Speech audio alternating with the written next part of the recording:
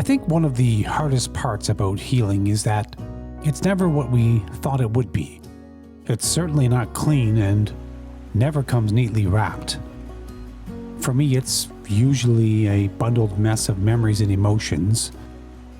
I was always guilty of focusing on just one piece of that bundled mess in my process and then calling it done. Most stay in the analysis or self-awareness phase for the longest time. Others get spiritual, lean towards that love and light language that some speak, mostly because it feels safer than actually sitting with the heavier things, like grief and anger, fear, shame, and often resentment.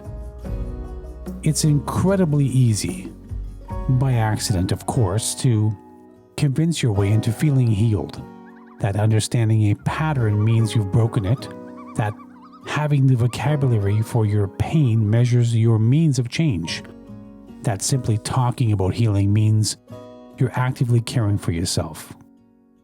Over the years, I found healing is more than that, much more. It's the act of caring for yourself in a way that only you can understand. It hits different. You see, sometimes I treated self-care in the I deserve a little treat kind of way, and that did the trick for a long time. You know, the nice meal in an expensive restaurant or shopping for something I truly didn't need.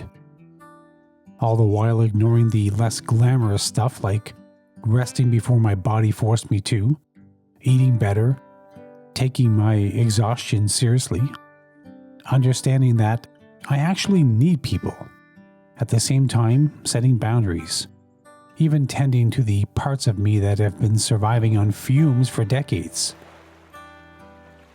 I always suspected healing was this massive breakthrough moment. It's not. It's quiet, unglamorous, practical. It was myself that disguised it. The reality? I started going to bed earlier, drank more water, less alcohol. I took that long walk, and sometimes I didn't. I said no. I started to admit things I didn't before, and I was finally getting past that spiral because I started to recognize everything that was consuming me.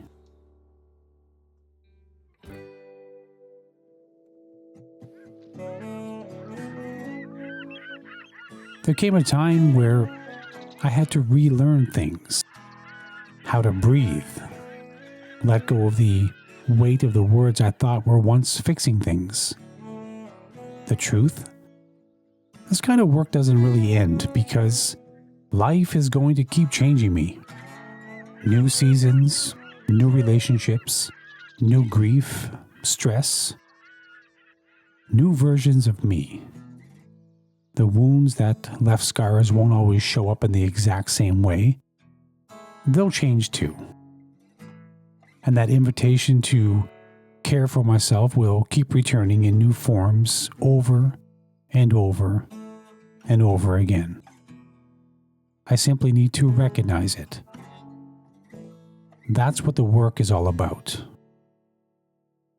Slowly learning how to take care of myself with the same tenderness, protection, patience, and compassion that I so generously gave away to everyone else.